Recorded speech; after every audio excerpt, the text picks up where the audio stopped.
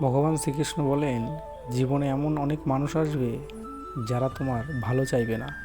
তারা তোমার বিশ্বাস ভাঙবে, তোমার ক্ষতি করবে, আর হয়তো তোমাকে কষ্টও দেবে। তখন তোমার মনে প্রশ্ন জাগবে, এদের সঙ্গে কি করা উচিত।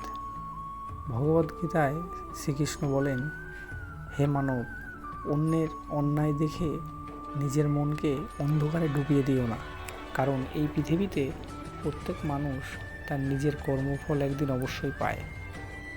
যে তোমার ক্ষতি করেছে সে হয়তো আজ হাসছে, কিন্তু সময়ের কাছে কেউই পালাতে পারে না।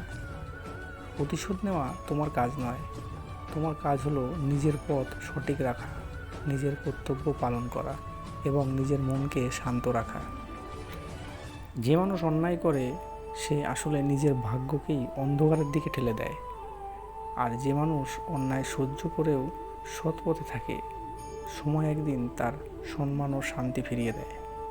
তাই যারা তোমার ক্ষতি করেছে তাদের জন্য ঘৃণা নয়, তাদের জন্য করুণা রাখো। কারণ তারা বুঝতে পারেনি তারা কি ভুল করেছে। তুমি শুধু নিজের জীবনের ভালো কাজ করে যাও। কারণ গীতার শিক্ষা হলো, মানুষের আসল শক্তি প্রতিশোধে নয়, ধৈর্য, সত্য এবং সৎকর্মের মধ্যেই লুকিয়ে আছে।